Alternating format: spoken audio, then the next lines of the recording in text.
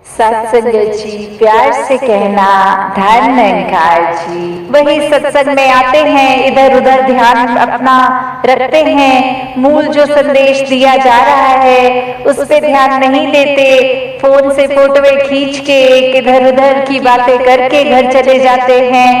या फिर दूसरी कैटेगरी में जहां कभी कभी एक वो संदेश सुनाई दिया, उसको ध्यान से सुना, कुछ देर तो उस पे चला, फिर रुक गए।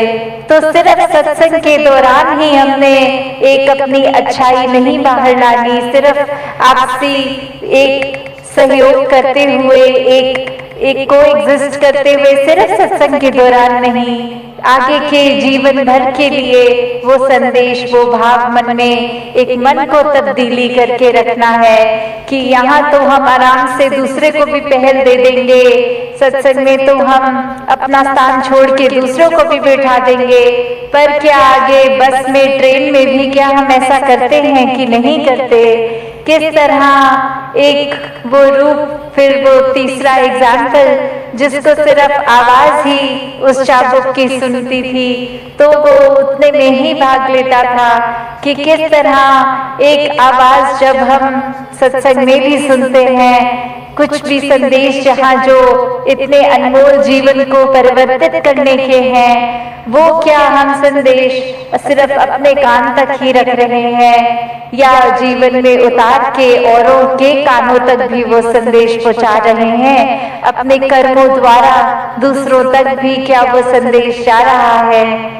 और चौथी फिर वो अवस्था, जिस घोड़े को फिर चाबुक ना मारने की जरूरत है, ना वो चाबुक की आवाज सुनने की, सिर्फ वो दिखाना कि ये परमात्मा इस निराकार से इस कदर जुड़े हुए कि कहीं पे भी हो, बस एक इशारा ये जब याद आ जाता है, ये परमात्मा, ये निराकार याद आ जाता है, तो ही हर समय इसी के लिए लगन में लगे रहते हैं। कभी ये परमात्मा भूलता भी है तो कैसे फिर उसी इशारे से खुद को जोड़कर इस निराकार के साथ अपने दिल की तार मिला के इसके रंग में रंग कर अपनी भक्ति को पूरा पूरा दिन इस रूप में कर सकते हैं।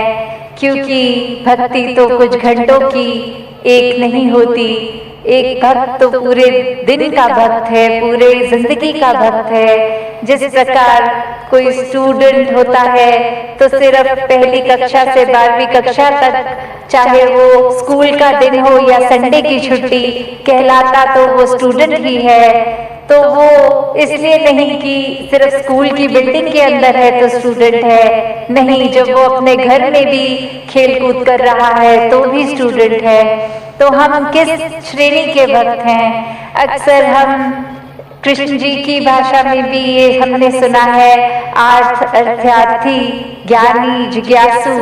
तो जो ज्ञानी संत हैं उनको ही सबसे ऊंची एक श्रेणी दी गई है, और ये कहा गया है कि आर्थ और अर्थार्थी तो सिर्फ एक मटीरियलिस्टिक चीजों से ही जुड़े हैं, एक डर से जुड़े हैं कि भक्ति नहीं करेंगे तो ये नहीं प्राप्त होगा, या अपने शरीर, अपने आर्थिक एक सामाजिक रूप में ठीक जिंदगी चले, इसलिए डर के भक्ति कर रहे हैं। और फिर एक जिज्ञासु कैटेगरी आती है जहाँ एक ये अंदर मन से कि ये परमात्मा क्या है, हम क्या हैं, हमारा इस परमात्मा को जानना क्यों जरूरी है, ये परमात्मा कहाँ है, ये कैसा है। जब वो श्रेणी आ जाती है, उसके बाद जब ब्रह्म ज्ञान की प्राप्ति हो जाती है तो वो उत्तम ज्ञानी भक्त, तो दातार कृपा करे हर एक पे कि हर कोई सिर्फ वो उस तरह का ही, हर समय का ही सेवक बना रहे, हर समय का ही भक्त बना रहे, हर समय का ही ब्रह्म ज्ञानी बना रहे।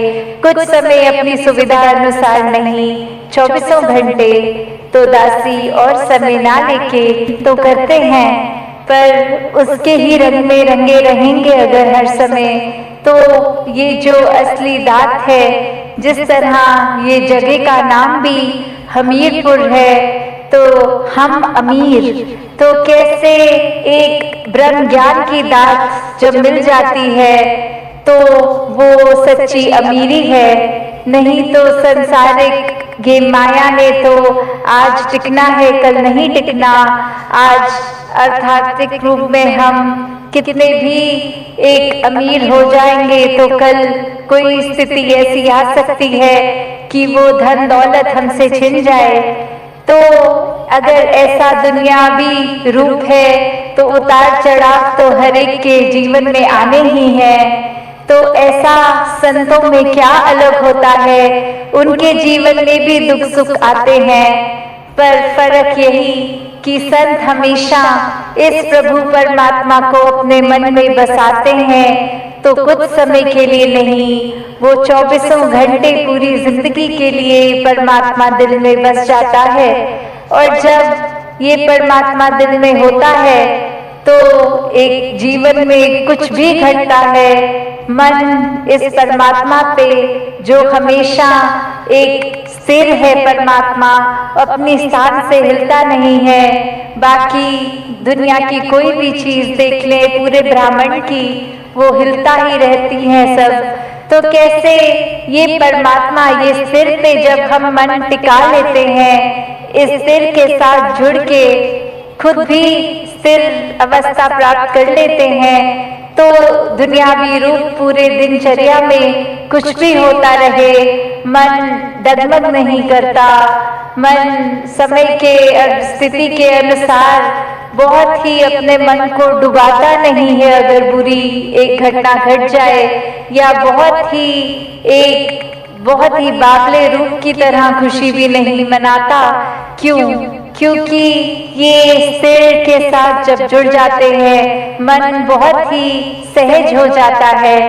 फिर एक गोइंग विद द फ्लो वाली बात आ जाती है कि कैसे ये परमात्मा ही जो हर चीज का करता है, जब मन इस पे टिका लिया, एक अपने आप को इसके हवाले कर दिया, तो फिर ये बात कि ये जो भी कर रहा है इसका किया सब पूर्ण, सब परफेक्ट एकदम है। तो फिर एक चिंता मन में उस रूप में नहीं आती। फिर यही बात कि जो ये कर रहा है इसी की रजा में राजी हैं हम। तो फिर एक कुछ भी हमें मन को खट्टा करने वाली बात नहीं लगती। कोई भी स्थिति एक ऐसी नहीं लगती कि ये परमात्मा ने जीवन में क्यों डाल दिया, या ये ऐसे करता परमात्मा तो ज्यादा बेहतर होता। नहीं, भक्त तो हमेशा यही कहते हैं, तेरा भाना मीठा लागे, कि कैसे एक जीवन में कुछ भी है, एक जो रुख करा जा सकता है, वो एक अच्छी तरफ भी और बुरी तरफ भी, एक परिस्थिति से हम क्या निकालते हैं वो भी एक अच्छाई निकाली जा सकती है, एक बुराई निकाली जा सकती है। तो भक्तों ने हमेशा वो अच्छाई की ओर ही रुख करना सिखाया है कि परिस्थिति अगर इस परमात्मा ने दी है तो अच्छी ही होगी। एक अगर उस परिस्थिति को अच्छा नहीं समझ रहे हम, तो वो हमारी कमी है। इस परमात्मा ने तो पूर्ण किया है इस परिस्थिति को भी। जब इस परमात्मा ने हमको जो कुछ दिया वो परमात्मा का जो दान है, तो ये परमात्मा जहाँ पूरा है तो परमात्मा की दी हुई हर परिस्थिति भी पूर्ण है। फर्क सिर्फ हमारे नजरिए का होता है कि उसको हम किस तरह देख रहे हैं, उस परिस्थिति में से हम निचोड़ क्या निकाल रहे हैं, उससे सिखलाई क्या निकाल रहे हैं। क्या हम सिर्फ हमारे अनुसार कुछ नहीं हुआ तो उसके वजह से इस परमात्मा को ही कोस रहे हैं, या ये भी मान रहे हैं कि ये ही हमारे लिए बेस्ट है और कैसे इसमें वरदान छुपा हुआ है। तो एक ये नजरिया भक्तों ने हमेशा से जो जिया कि आध्यात्मिक पहलू अपना हर किसी ने जहाँ एक बहुत ही उस नजरिए का बनाना है कि जीवन में ये शरीर मिला है, ये मटीरियलिस्टिक वस्तुएं मिली हैं, घर बार रिश्तेदारी, बहुत कुछ मिला है, तो क्या इसी में पूरा समय रहकर इस परमात्मा के लिए समय नहीं निकालना, या फिर एक चुनाव अपना है कि इस परमात्मा के प्यार के रंग में ऐसे रंगे जाएं कि कोई दुनियावी रंग फिर छू नहीं सकता। ये पक्के का रंग, ये एक हर समय रहने वाला रंग, और इस रंग को जिसने भी अपने ऊपर लगाया वो हमेशा के लिए आनंदित हो गए। एक जीवन हर समय के लिए झूम झूम के जिया गया, और वो फिर बात कि भक्तों के जीवन में भी विपरीत परिस्थितियां आई, तो भी उन्होंने कभी इस परमात्मा से विश्वास नहीं तोड़ा। तो बात वही कि परमात्मा के प्यार में जो रंग जाते हैं वो खुद ब खुद बदल जाते हैं। एक सामाजिक रूप से चाहे रहन सहन वैसा ही रहेगा जैसे ये परमात्मा के प्यार से पहले का था, वो एक शक्ल आकार सब सेम रहेगा, सिर्फ और सिर्फ जो बदला जाएगा वो मन के भाव बदलते हैं। तो ऐसा ही बदलाव हर किसी के जीवन में मुबारक बदलाव होता है कि ये एक संसार में जितने भी अलग अलग प्रकार के चाहे इंसानों के साथ मुलाकात होनी, और वो एक अलग अलग कल्चर बैकग्राउंड, दिखने में अलग, खान पान अलग, सब तरह से वो एक डाइवर्सिटी रूप, और कैसे वो होने के बावजूद भी सब परमात्मा के साथ जो एकत्व के बंधन में हैं, तो हर एक को एक दूसरे में परमात्मा ही नजर आता है। और कैसे फिर एक ये एकत्व ही दिल पे हर समय का, और उससे फिर कोई किसी में फर्क नहीं दिखता, कोई ऊंच नीच जाति पाति प्रांति कुछ भी फर्क नहीं, सब अपने हैं, सब ही पूजनीय हैं। तो कैसे ये परमात्मा का वास तो पूरी सृष्टि के कण कण में है, और वहीं जो हर किसी में भी, और यही परमात्मा को देखना ब्रह्म ज्ञान है कि इस परमात्मा को जब हर समय के लिए ये दिखाई देगा कि हर जगह ही मौजूद है, तो फिर एक जहाँ अपनी भी चेतनता जाग उठेगी, एक जो सच्ची बात है जो भक्तों ने युगों युगों से समझाई है कि दुनियावी एक दौलत तो आज है कल नहीं, इसने बदल जाना है, एक माया का रूप बदल जाना है, घर परिवार सोसाइटी सब बदल जाएगा, पर सिर्फ और सिर्फ एक चीज जो अपनी जगह में कायम दायम शुरू से थी, अभी भी है, और ये संसार खत्म होने पे भी रह जाएगी, तो वो बस ये परमात्मा, ये निराकार है। तो इस निराकार को पहचान के जीवन में जहाँ फिर वो समझ भी आ जाती है कि जो कुछ इस निराकार ने दिया है उसका सदुपयोग ही करना है, किसी के नुकसान का कारण अपने आप को या किसी वस्तु को नहीं बनाना, जिसे संभव नहीं हो पाता। तो कैसे अपने जीवन में जहाँ हर कोई ताउम्र छात्र रूप भी बना रहे, एक वो सीखना तो है, पर क्या सीखना है उस पे गौर करें, क्योंकि पूरा दिन अगर हम देखें तो ये आंखें भी, ये कान भी, ये ज़बान भी, ये बुद्धि से भी हर तरह के ये जो हमें इनपुट्स मिल रहे हैं, तो क्या हर एक चीज सीख लेना समझदारी है? एक भलाई उसमें है क्या? नहीं। एक फिल्टर की जो बात होती है कि क्या चीज देखकर भी अनदेखी करनी है, क्या चीजों को अपनाना है, किसको छोड़ना है, वो चेतनता की बात है।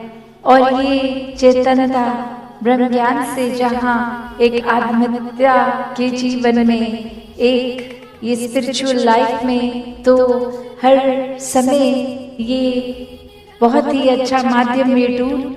पर एक और बात भी देखी जाए कि अगर हम कोई दुनियावी, कोई मटेरियलिस्टिक अपनी रिस्पॉन्सिबिलिटी, कोई काम काज भी कर रहे हैं, कुछ भी कर रहे हैं, तो उसमें भी चेतनता होनी बहुत जरूरी होती है।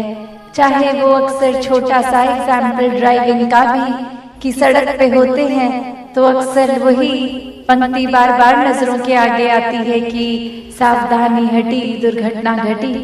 तो ये हर समय चेतनता की बात है कि कहाँ पे हैं हम इस समय, वो एक एक पल का हमें होश, वो खबर उस पल में ही रहें, वरना तो सोच एक सेकंड लगता है इधर उधर भागने में, ध्यान भटकने में।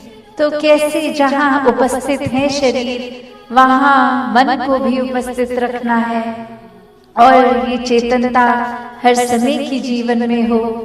तो फिर बात वही आती है जहाँ से हर बात की ही शुरुआत है, ये परमात्मा, ये निराकार, ये जो बेरंगा है, इसके एहसास में हर समय रहना एक पॉसिबल है। एक हर एक पल इसी के एहसास में जीना संभव है। और ये कोई बहुत कल्पना की, कोई किताबी बातें नहीं हैं। हर कार्य करते हुए इसके ही एहसास में अगर रहा जाए तो ये परमात्मा हमारे जीवन में और गहराई से उतरता है। कैसे फिर जहाँ बात अभी जिक्र भी अहंकार का हुआ कि कैसे फिर मन हमारा अक्सर इतना ज्यादा, किसी ने थोड़ी तारीफ क्या कर दी, वो ही बात में इतना अपने आप को श्रेष्ठ मानते हुए एक ऐसी विचारधारा के अंतर्गत रोज जीना, उठना, खाना, बैठना शुरू कि अब हमसे श्रेष्ठ तो कोई नहीं। हर एक जीवन में हमने सोसाइटी में कुछ मान सम्मान पा भी लिया, तो वो मान सम्मान एक किसी तरह की अपनी ही अहंकार का कारण बने नहीं। जहाँ जिस रूप में भी हम जीवन में प्लेस्ड हैं, वो हमारे लिए अहंकार का कारण नहीं, विनम्रता का कारण होना चाहिए। कि अगर कोई जिम्मेवारी किसी रूप में है, चाहे वो घर के ही छोटे यूनिट में जिस तरह का भी, या समाज में, या कोई भी, तो वो एक हमें अपॉर्चुनिटी मिल रही है, मौका मिल रहा है और सेवा करने का, अंदर से अपने पात्र को और खाली करने का। क्योंकि फिर वही बात जहाँ एक फाइन लाइन होती है, एक बहुत ही संकीर्ण सी एक रेखा, जो एक हमारे मनोबल की बात और एक अहंकार की बात, कि कैसे एक हम अपनी सेल्फ रिस्पेक्ट और ईगो के बीच में जो एक लाइन है, कि अक्सर हम ये बात तो हर किसी को सिखाया जाता है कि एक दूसरे का मनोबल बढ़ाओ, वो मोटिवेशन बढ़ाओ, पर कहाँ वो मोटिवेशन को अब हमारे ही मन में हमने उस तरह लेना है कि वो एक जिस काम के लिए है वो अपना काम उस तरह करे, वो अहंकार की तरफ ना जाए। अक्सर सूक्ष्म अहंकार की भी बात होती है कि हमें पता तक नहीं चलता कि कब एक छोटी सी जगह से ही हमारे अंदर अहंकार धीरे धीरे घुस रहा है। चाहे वो कोई बड़ा एपिसोड, कोई बड़ी घटना ना हो, एक छोटी सी ही चीज कि किसी का कुछ अपने आप से तुलना करके हमने देखा कि उससे ज्यादा अच्छे हो गए हम किसी बात में, और वहीं किसी के ना जताने पर भी खुद ही इस बात को मन में अहंकार के रूप में लेते जाते हैं। तो फिर ये अहंकार तो अपना घर बनाएगा ही मन में, और साथ ही ये परमात्मा उतना मन से जाएगा भी।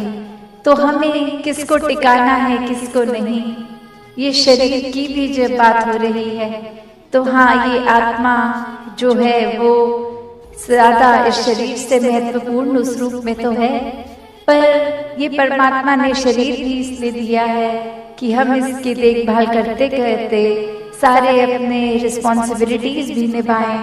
जैसे एक मटका या कोई भी बर्तन ले लें, एक बाहर की सुंदरता से ज्यादा वो मजबूती इम्पोर्टेंट होती है कि अंदर उस पात्र में क्या है, वो पानी है या जो भी है, क्या टिकेगा, एक थोड़ा सा भी सुराख हो जाए तो वो पानी तो पात्र में टिकेगा नहीं, बह जाएगा।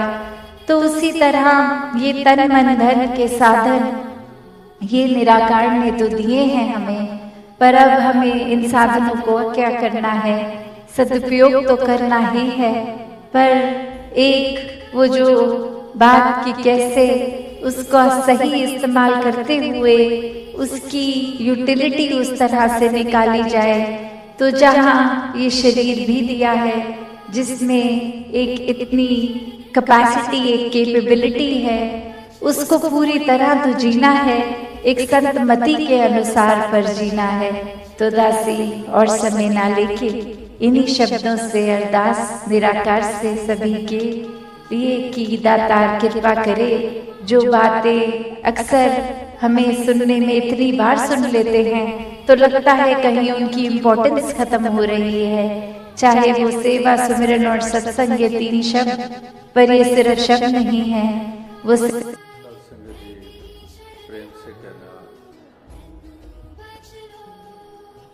सत्संगत। आप सभी महापुरुष भक्तजन हमेशा ही यही भाव लिए हुए इस संसार में विचरण करते हैं कि ये जो ज्ञान की रोशनी जीवन में आई है, इस रोशनी से हम युक्त रहें और इसी के द्वारा हम रोशनी बांटते चले जाएं। एक प्यार जिसकी कमी हो चुकी है, इस प्यार को हम और बढ़ाते चले जाएं, इस दौलत के भागीदार सभी को बनाते चले जाएं। जिस प्यार को इंसान भूलता चला जा रहा है और स्थिति वही हो रही है जो वो अंग्रेजी में पंक्ति कई दफ़ा वो कोट दोहराई गई है कि किस तरह से आज संसार के इंसान की हालत है कि things were to be used and people were to be loved, लेकिन इससे उलट हो गया, loving things and using people. इस प्रकार की एक्सप्लॉयटेशन और एक दमन कार्य ये इंसान कर रहा है। उसको वस्तुएं ज़्यादा प्रिय हो गई हैं और इतनी प्रिय हो गई हैं कि किसी के सेंटिमेंट्स, किसी के भाव, किसी के जो उसकी भावनाएं हैं, किसकी कोई मजबूरियां हैं, उसके कतई उस तरफ देखने को तैयार नहीं है। अपनी इस धुन में लगा हुआ, उसी में मगन, वो इस प्रकार से गिरावट की ओर चलता चला जा रहा है और सारे मन की एकाग्रता उन्हीं थिंग्स यानी कि वस्तुओं के लिए ही उसकी रह जाती है। और इसी के कारण जो स्पिरिचुअल एस्पेक्ट है वो जीवन में कमज़ोर से कमज़ोर होता चला जाता है। आध्यात्मिकता वाला पहलू बिल्कुल कमज़ोर होता चला जा रहा है जीवन में, और उसी की कमज़ोरी के कारण ही इंसान इस कदर गिरता चला जा रहा है। लेकिन भक्तजन अपनी भी स्पिरिचुअल एस्पेक्ट को जीवन में मजबूत रखते हैं, इसको कमज़ोर नहीं होने देते हैं और औरों को भी इसी तरफ अग्रसर करते हैं। याद कराते हैं गुरु पीर पैगंबरों के पैगाम को का, याद कराते हैं संतों महात्माओं की शिक्षाओं की कि उन्होंने हमें इसी तरफ बढ़ने की प्रेरणाएं दी थी। चाहे किसी युग में भी महापुरुष आए, किसी सदी में आए, किसी रूप में आए, किसी संस्कृति में पैदा हुए हों, लेकिन उन्होंने आध्यात्मिकता, सच्चाई, प्यार, दिव्य गुण, इनको ही महत्ता दी थी। और इसी की अहमियत हर युग हर दौर में रहती है। जैसे परमात्मा की अहमियत हर युग हर दौर में है, हर इंसान के लिए है। तो यही महापुरुष संत जन इसी को ही हमेशा दर्शाते चले जाते हैं, इसी का ही प्रचार प्रसार करते चले जाते हैं। तो इस नए वर्ष के आगमन पर आज भी यही शुभकामनाएं की जा रही थी। आज भी मिल बैठकर यही अरदास की जा रही थी कि दातार कृपा कर कि जीवन का एक एक पल, एक एक पहर, एक एक दिन, एक एक श्वास, जीवन तमाम दातार तेरे रंग में रंग कर ही बीते। मानवीय गुणों से युक्त होकर ह्यूमन वैल्यूज़ की कदर करते हुए एक ऐसा सद्भाव बनाकर अपना हर किसी से मिलवर्तन की भावना रखते हुए एक हम गुरुमत के अनुसार इस जीवन के सफ़र को तय करते चले जाएं।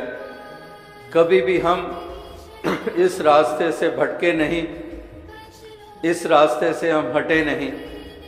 इसी के ऊपर, हमारे इस मार्ग के ऊपर ये कदम आगे बढ़ते ही चले जाएं। कभी भी हम संसार के प्रभाव ना ग्रहण करें। जिस तरह से संसार चाल चल रहा है ये अनुकरण करने लायक नहीं है। अनुकरण हम हमेशा ही उनका करते चले जाएं जो वास्तविकता में ऐसी ऊंची सोच रखते हैं, जो ऐसे जिनके ऊंचे ख्याल हैं, इस ऊंचे को जो महत्ता जीवन में देते हैं और अपने भी म्यार को ऊंचा करते चले जाते हैं। दृष्टि में भी पावनता होती है, हृदय में भी पावनता होती है, कहीं पर विशैलापन इस मन में आने नहीं देते हैं। तो ये एक मार्ग जो है, यही मार्ग चलने लायक है और दूसरा मार्ग तजने लायक है। विपरीत भावनाएं तजने लायक हैं, अहम तजने लायक है, संकीर्णता तजने लायक है और अपनाने लायक है विशालता, निम्रता। ये तमाम ऐसी भावनाएं ये अपनाने लायक हैं, ये हृदय में बसाने लायक हैं। और इस प्रकार से ये लगातार ऐसे ही एक शिक्षाएं, ऐसी ही प्रेरणाएं हमें मिलती चली जा रही हैं। आज जहाँ पर नए वर्ष का आगमन मनाया जा रहा है, संसार भी मनाता है और कल ही 31 तारीख रात जब तारीख बदलती है और नए साल 1 जनवरी का आगमन हो जाता है और किस तरह से जश्न भी मनाए जाते हैं, तो अभी एकदम से ध्यान आया कि 31 तारीख यानी कि साल का आखिरी दिन और 31 तारीख को शहंशाह बाबा अवतार सिंह जी का जन्मदिन होता है और 1 तारीख को राजमाता जी का जन्मदिन। और ऐसे ही लगा जैसे कुछ पिछला चल रहा होता है वो हैंड ओवर आगे करता है।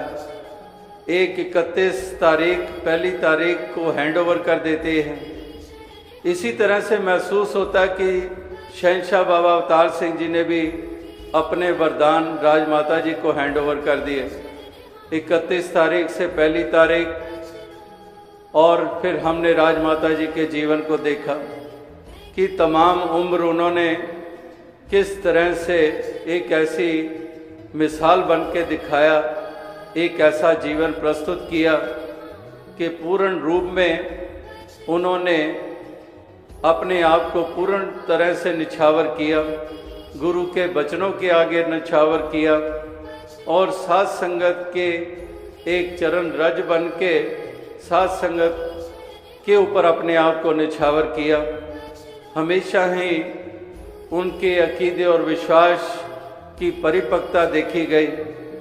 वो अकीदे और विश्वास को हम भी अपने परिपक्व किए रखें और जिस तरह से हर किसी का सत्कार करना करके उन्होंने ये सिखाया, इसी प्रकार से हम भी हर किसी का ये सत्कार करते चले जाएं और सभी इस प्रकार से सुख समृद्धि से युक्त होकर अपनी जिम्मेदारियां निभाते चले जाएं और कभी भी गुरमत का दामन ना छोड़ें।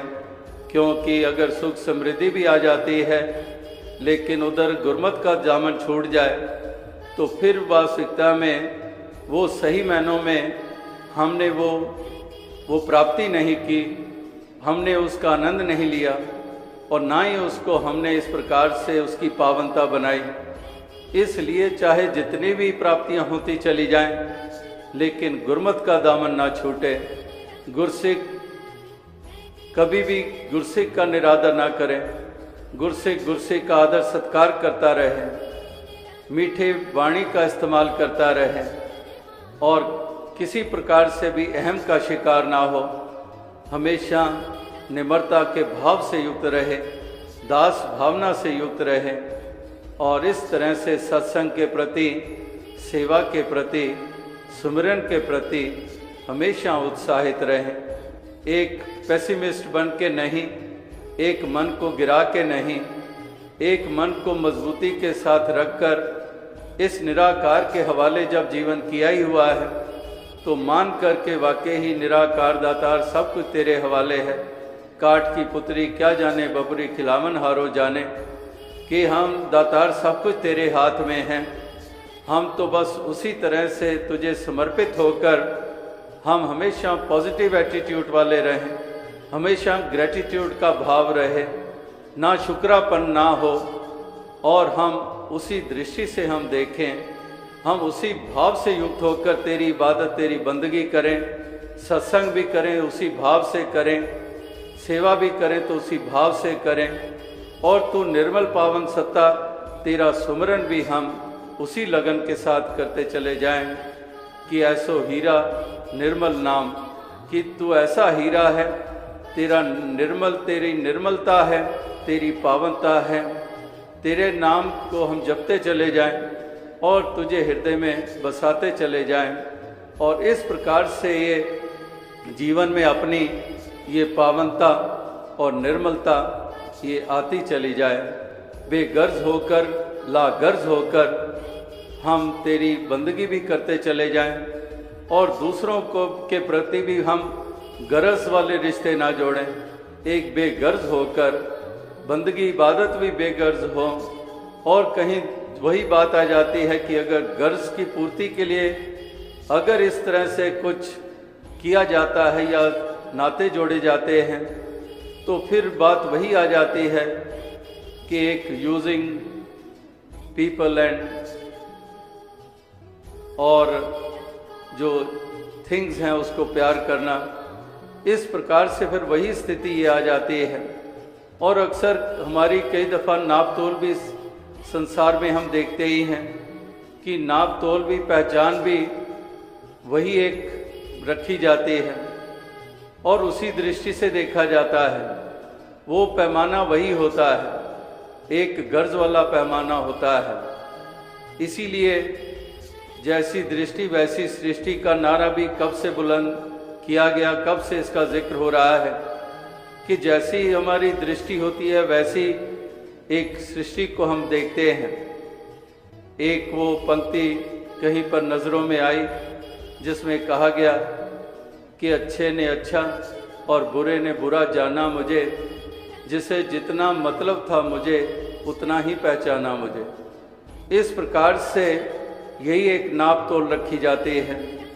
तो दातार कृपा करे कि गर्ज वाला नहीं, बेगर्ज होकर, समर्पित होकर सभी इस जीवन के सफ़र को तय करते चले जाएं और इस दातार के को समर्पित रहें, इसका आधार लिए रखें, इसको हृदय में बसाए रखें, ये ज्ञान की ज्योत जगाए रखें और रोशनी अपने जीवन में भी और औरों के जीवन में भी ये रोशनी ये करते चले जाएं। समर्पण भाव ये हमेशा बना रहे, अहम का भाव कभी।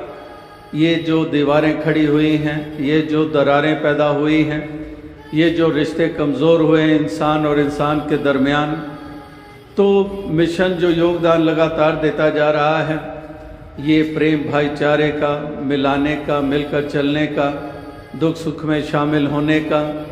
जैसे आज के दिन भी यूँ तो साल भर में सेवाएं होती हैं, आज भी सुबह कितने हॉस्पिटल्स में जहाँ पर पहले ही रोगी जाते हैं उपचार कराने के लिए, लेकिन वहाँ गंदगी इतनी होती है कि और ज़्यादा रोग लग जाते हैं।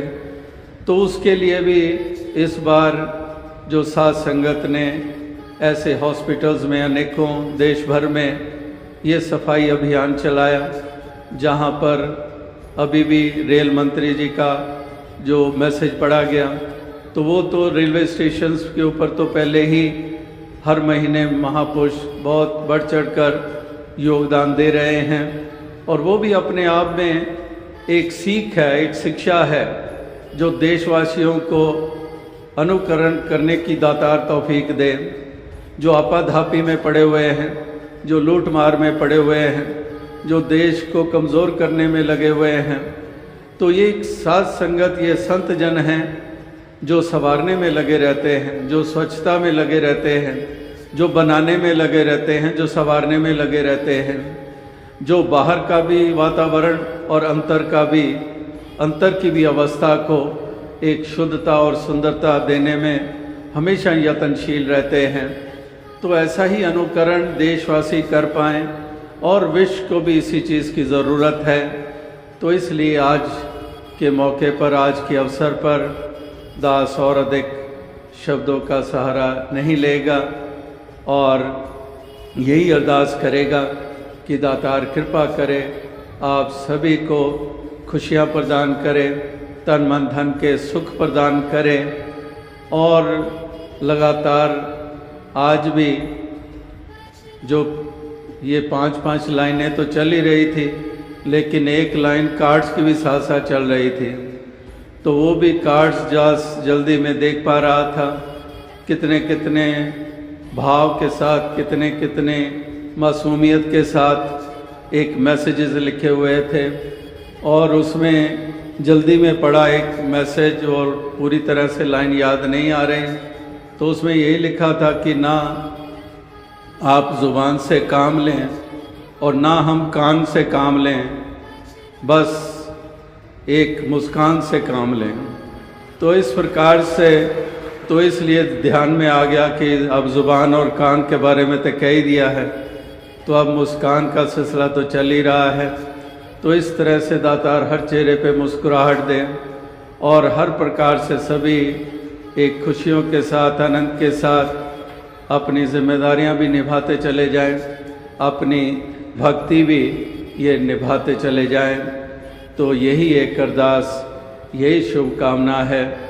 बाकी आप सभी अरदास कर ही रहे हैं कि ऐसी तंदुरुस्ती प्राप्त हो और इसी तरह से जो साध संगत को जो स्थान पर यही अरदास जो चलती आ रही, चाहे मुंबई गए या कहीं पर भी, कि हमें एक अभाव महसूस होता है जो पूज्य माता जी का हर ज़ुबान पर ऐसा ही।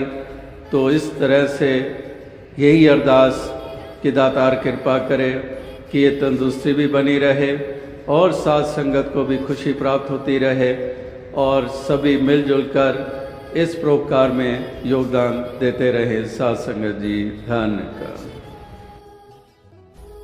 जिन्होंने जीवन को जीना सीख लिया, जिन्होंने अपने मन में उजाला कर लिया, जो भेदभाव से ऊपर उठ गए, जो सहनशील बन गए, जो दूसरों की सोच अपनी सोच से ज़्यादा रखने लग पड़े और सेल्फिशनेस से ऊपर उठकर जीने लग पड़े, तो उन्होंने ही इस धरती को राहत दी है, उन्होंने ही इस धरती को ठंडक दी है, उन्होंने ही इस मानव जाति का रुतबा एक इस परचम को ऊंचा रखा है।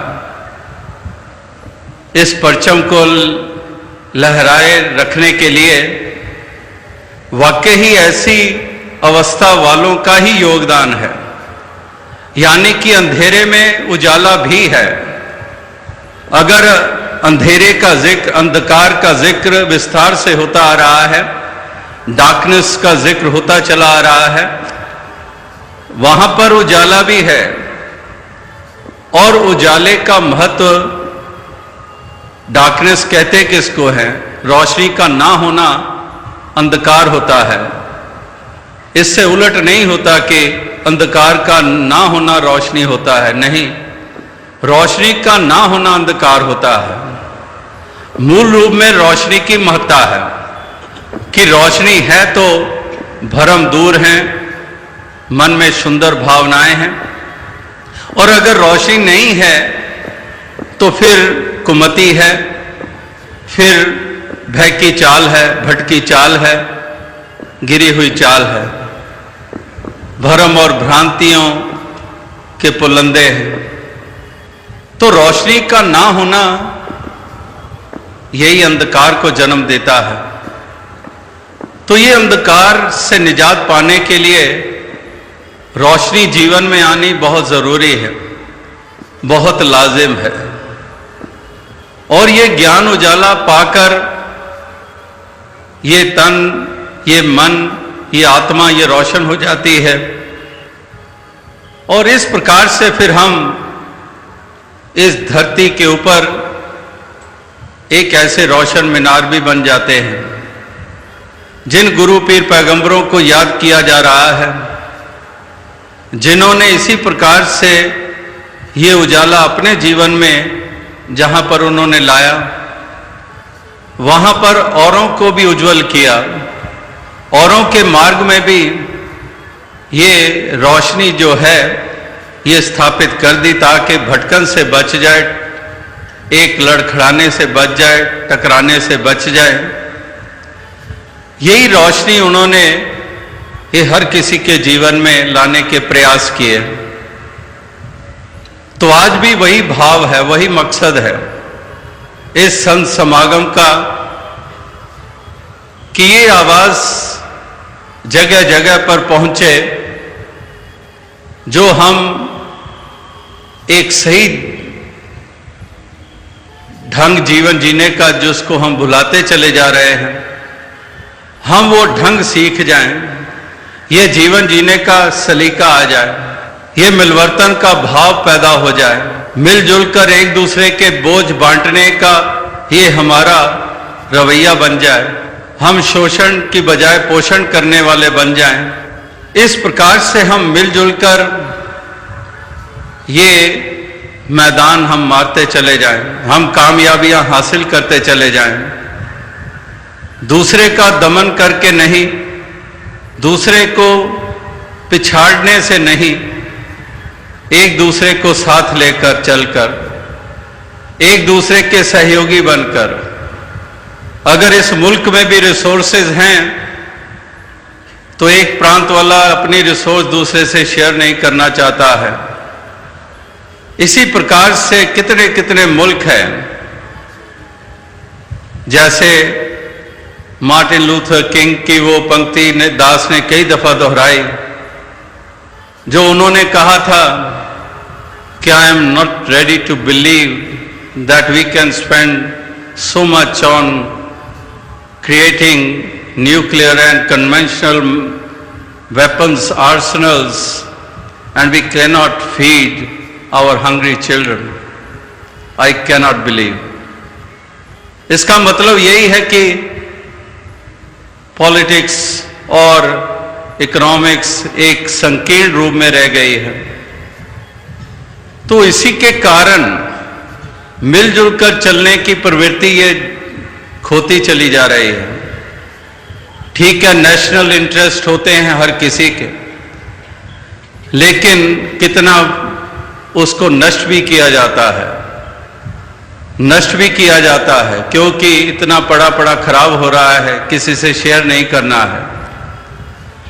और यही एक इंडिविजुअल्स को देख लें जो लालसाओं से भरे हुए हैं, लोभ से भरे हुए हैं, वो कभी भी किसी से बांटना नहीं चाहेंगे।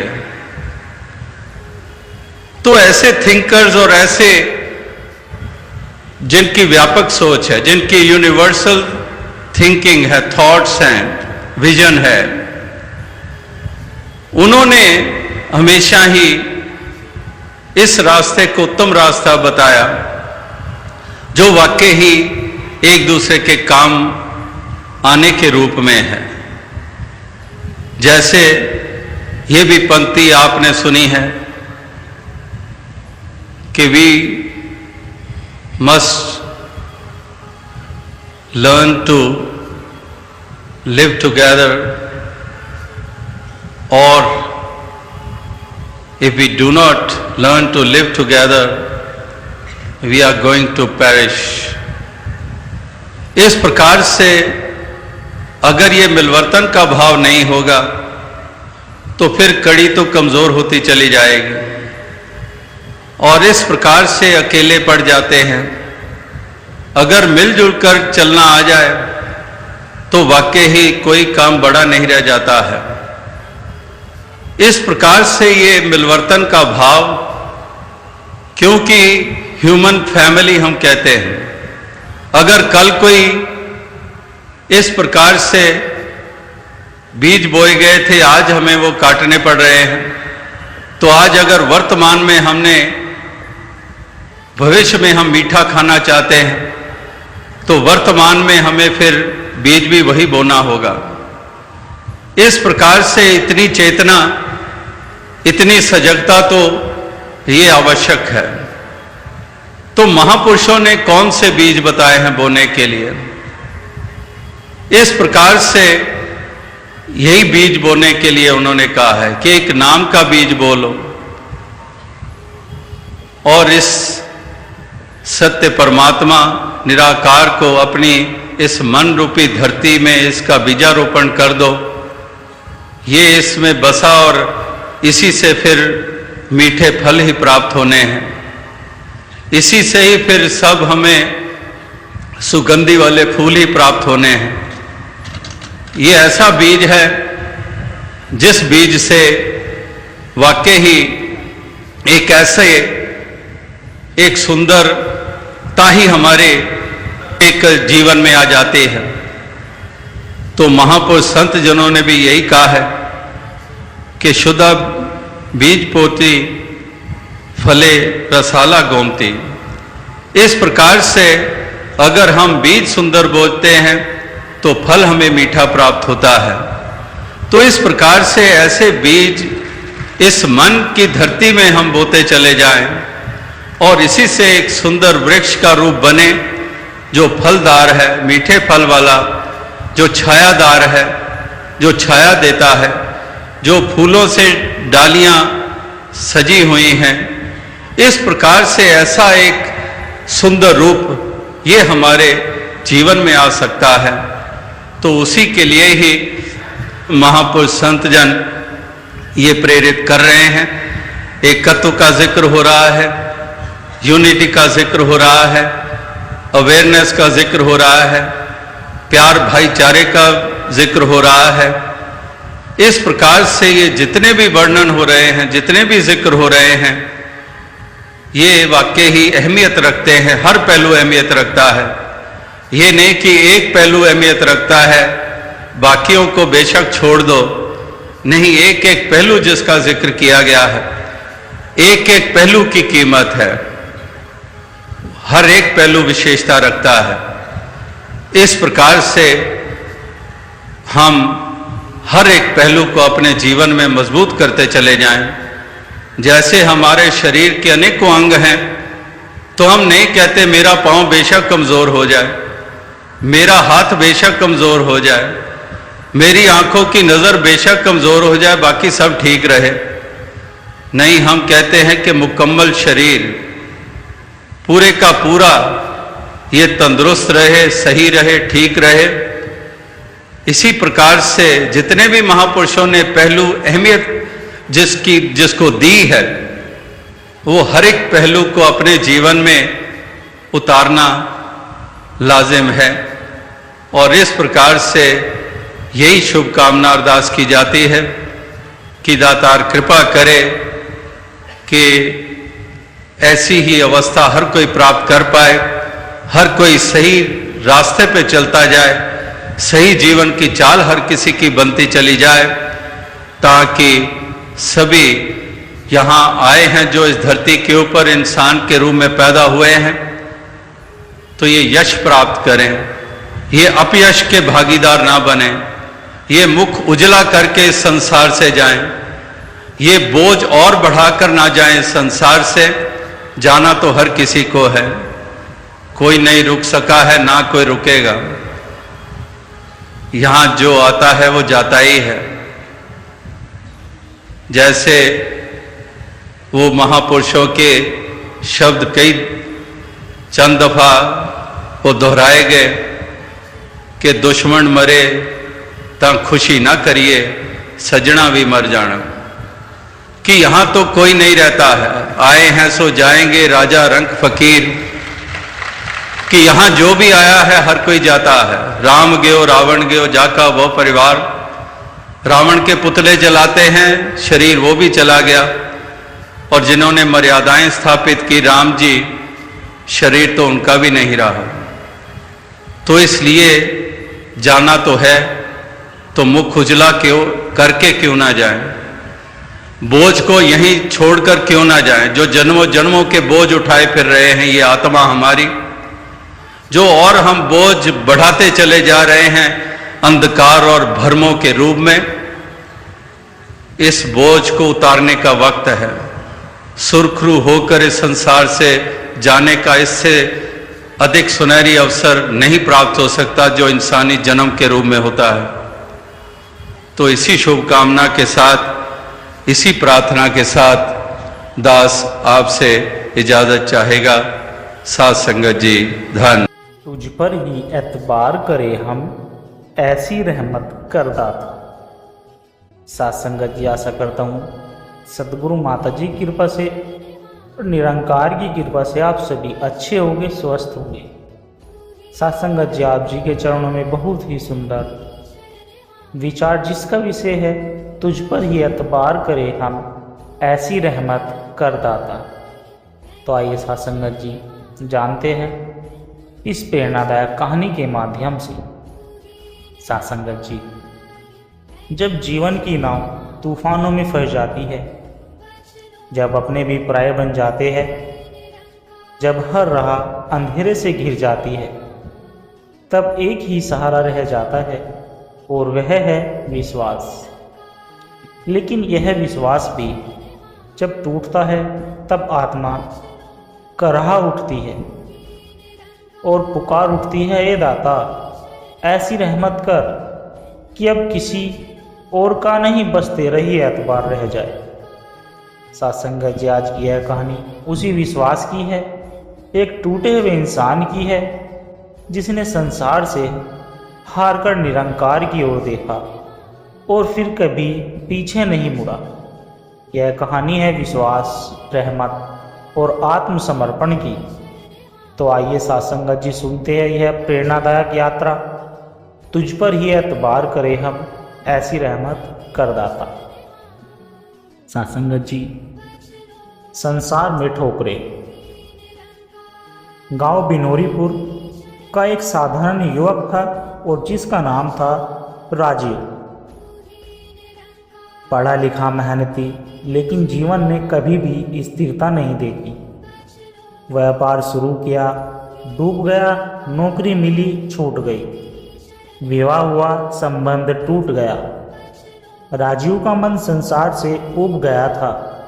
एक दिन अपने ही कमरे में दीवार से सिर सटाकर वो चिल्लाया और बोला, हे भगवान, आखिर क्यों मुझे ही सब कुछ खोना पड़ता है।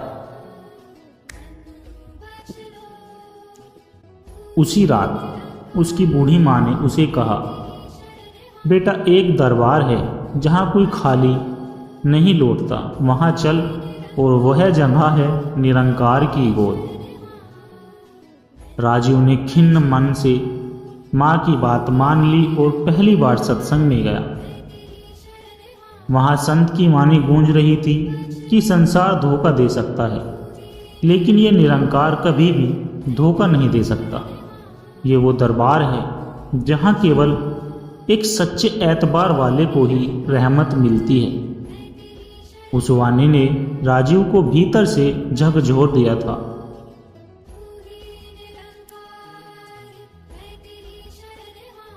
एक पल के लिए उसे अपने जीवन की सभी घटनाएं चलचित्र की तरह याद आने लगी। धोखा खाए दोस्त, टूटी प्रेम कहानी, ऑफिस की राजनीति और अकेलापन। सत्संग खत्म हुआ। माँ ने पूछा, राजीव कैसा लगा?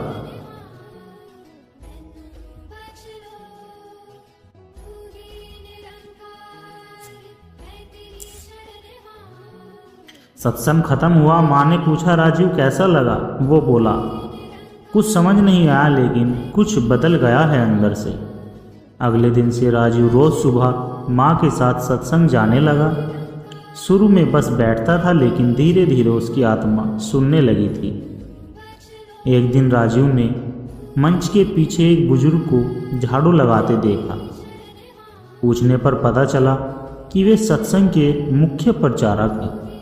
राजीव हैरान हुआ, इतने बड़े संत और इतनी विनम्र सेवा कैसे?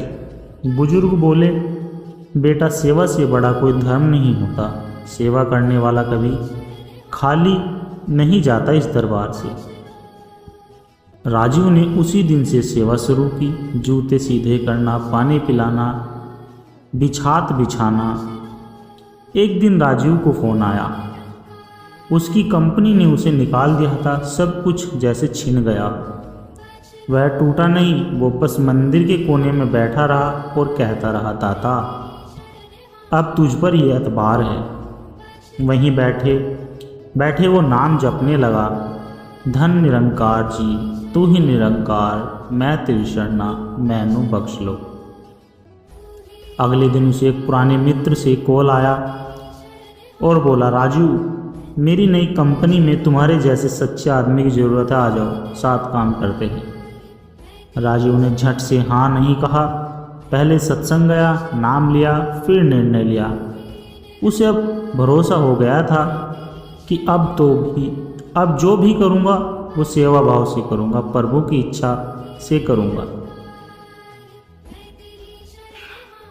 माँ पुकारती और कहती, मैंने तो बस बोया था, फूल तो प्रभु ने खिलाया है। राजीव अब हर सत्संग में पूरी निष्ठा से भाग लेता। वक्त मिलने पर गांव के बच्चों को पढ़ाता, वृद्धाश्रम में सेवा करता। उसका चेहरा चमकने लगा था, मन शांत था। अब किसी बात की चिंता नहीं रहती। एक दिन मंच से संत ने राजीव को बुलाया और कहा, इस युवक ने दिखाया है कि यदि सच्चे दिल से तुझ पर यह एतबार करे हम, कहा जाए तो दाता झोली भर देता है। सारा पंडाल तालियों से गूंज उठा।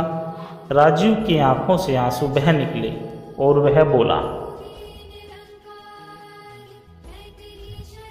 अब मुझे कुछ नहीं चाहिए। सेवा मिली है, नाम मिला है और सबसे बड़ी बात भरोसा मिला उस पर जो कभी साथ नहीं छोड़ता। सत्संगत जी, राजीव की यह कहानी हम सबको यह संदेश देती है कि विश्वास अगर सच्चा हो तो रहमत कभी दूर नहीं होती। जब हम सब कुछ हार जाते हैं तब हमें समझ में आता है कि सच्चा सहारा कौन है, और जब हम उस निरंकार पर एतबार करना सीख जाते हैं तब जीवन स्वयं एक सत्संग बन जाता है। सत्संगत जी,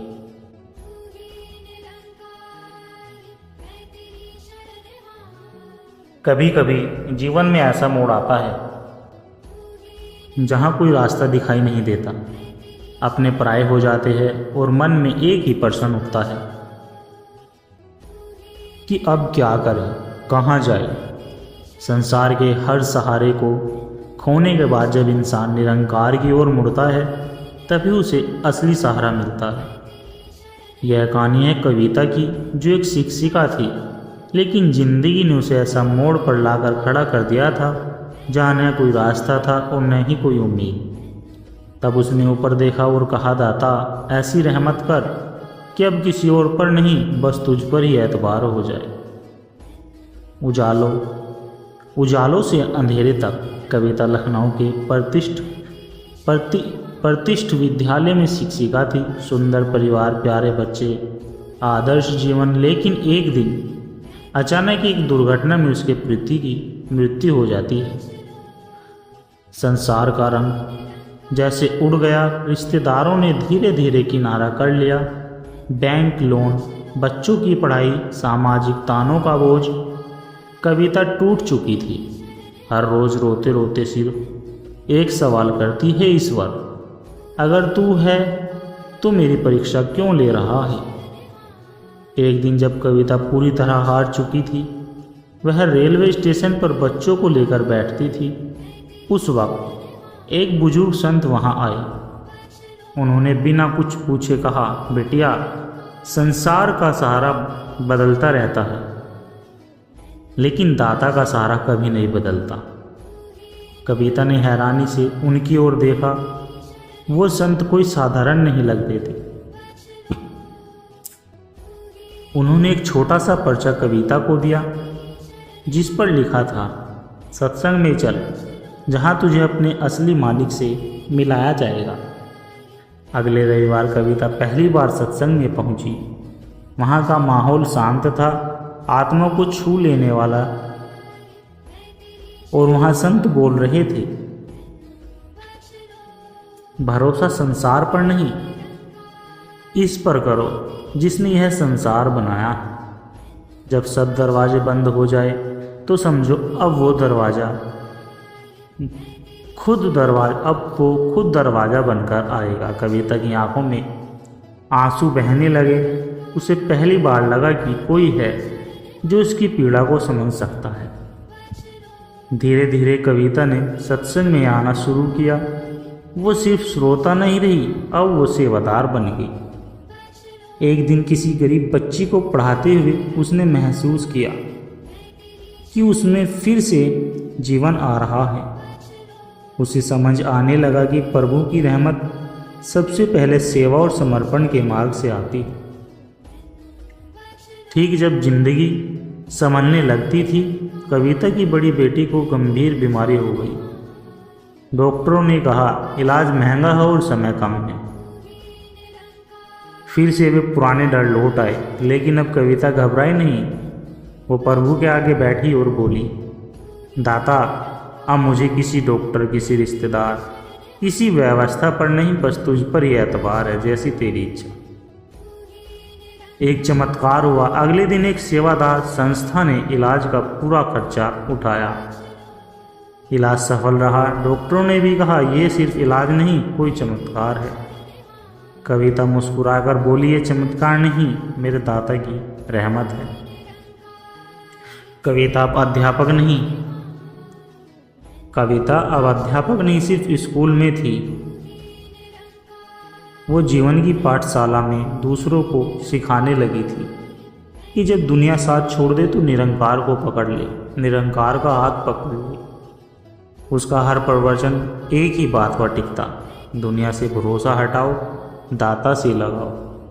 क्यों जब कोई नहीं सुनता तो ये निरंकार प्रभु सुनता है, जब कोई नहीं उठता तो ये निरंकार प्रभु हाथ थाम लेता है।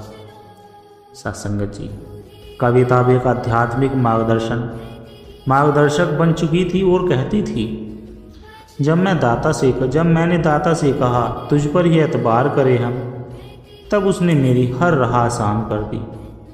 बस शर्त एक थी, मुझे किसी और पर नहीं, केवल उसी पर भरोसा करना था। सत्संगत जी, यह कहानी हमें यह सिखाती है कि रहमत तब होती है जब समर्पण पूरा होता है, जब सब कुछ छूट जाए और मन कहे अब बस तू ही है, तभी परमात्मा कहता है अब मैं तेरे लिए सब कुछ हूँ। सत्संगत जी,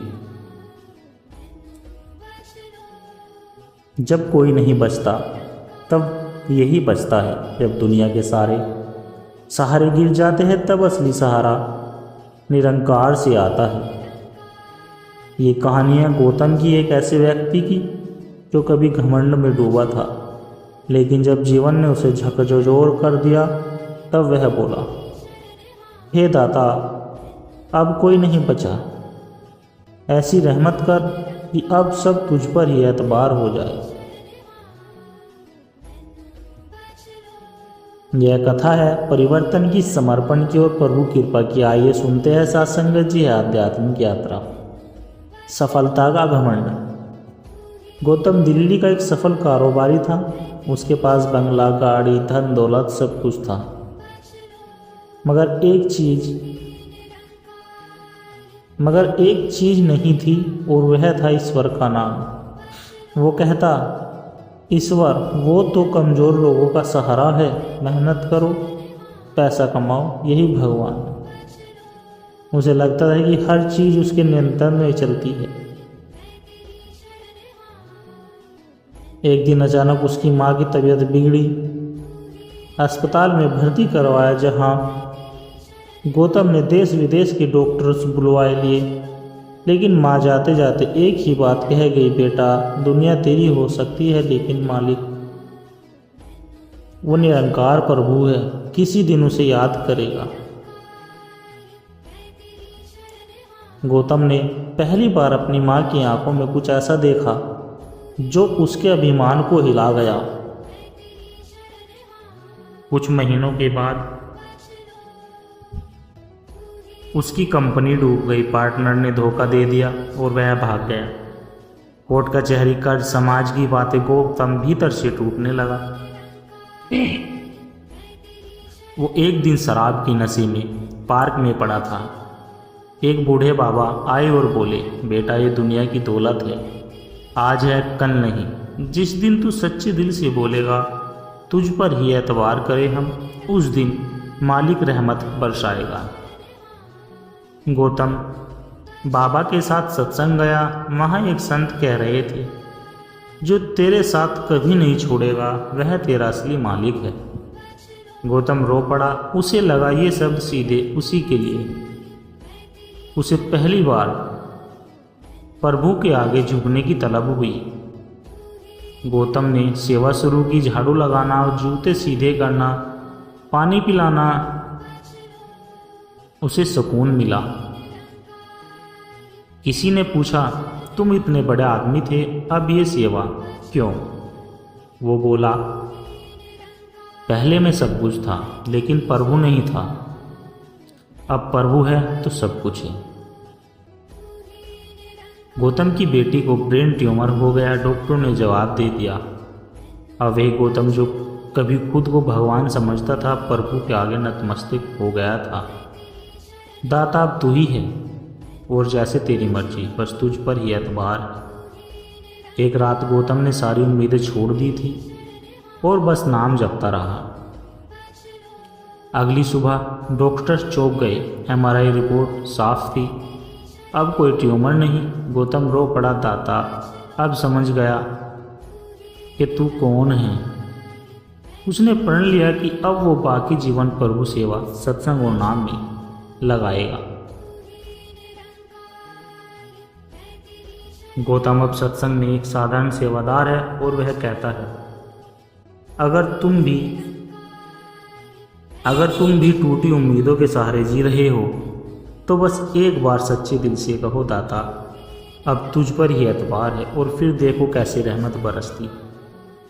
सत्संगत जी यह कहानी हमें सिखाती है कि सच्चा सहारा वही है जो कभी साथ ना छोड़े, और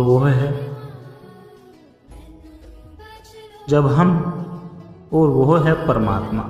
जब हम सब छोड़कर बस उस पर विश्वास कर लेते हैं तो वो ऐसा दामन थामता है, फिर कभी गिरने नहीं देता।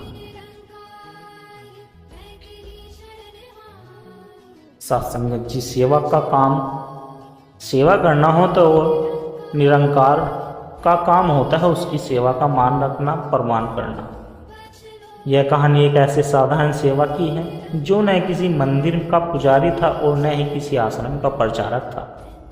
वो तो बस एक छोटे से गांव का व्यक्ति था, लेकिन उसके भीतर जो प्रेम था, जो समर्पण था, उसने खुद भगवान को आने पर मजबूर कर दिया। सत्संगत जी, रामपुर नाम का एक छोटा सा गांव था जहां हरि राम नाम का एक गरीब आदमी रहता था। एक गरीब लेकिन निहायत ईमानदार और भगवान को समर्पित सेवक। वो सुबह जल्दी उठता, गंगा जल से घर का आंगन धोता, तुलसी को जल चढ़ाता और हाथ जोड़कर कहता, हे प्रभु मुझे कुछ नहीं देना,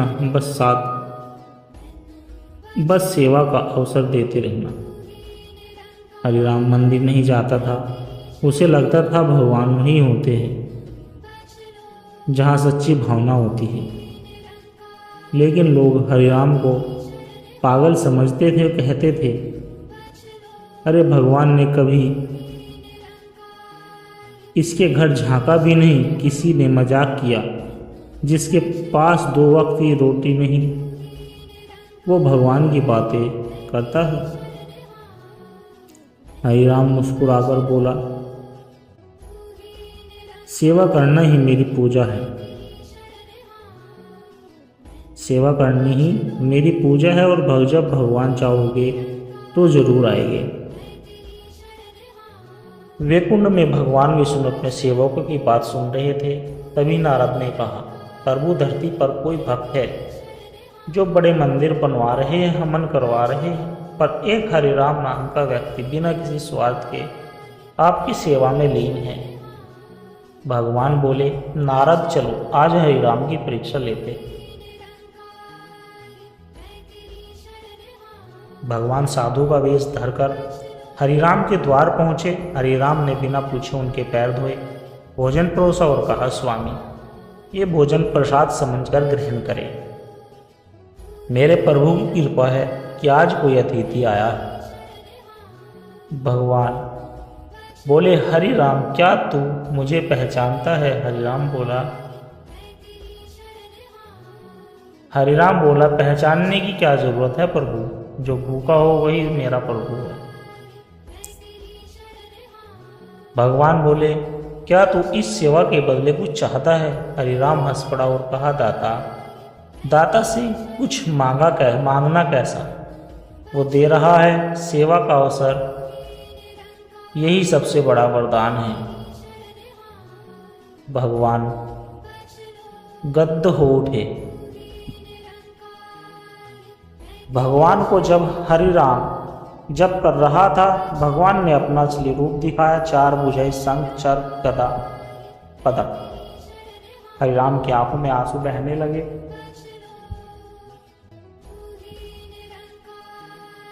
और वो बोला, प्रभु मैं योग्य नहीं, मैं तो बस एक सेवक हूँ। भगवान बोले, हरिराम सच्चा सेवक वही होता है जो सेवा में खुद को खो देता है।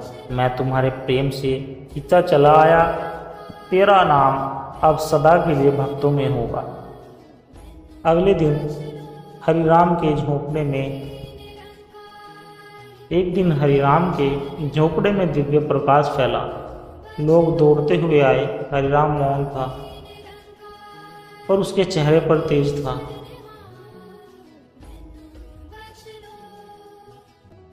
गांव वालों ने पूछा, हरिराम क्या भगवान आए थे?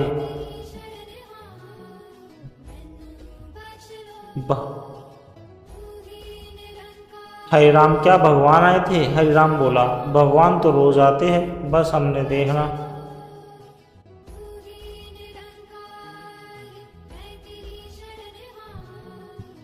सासंगत जी,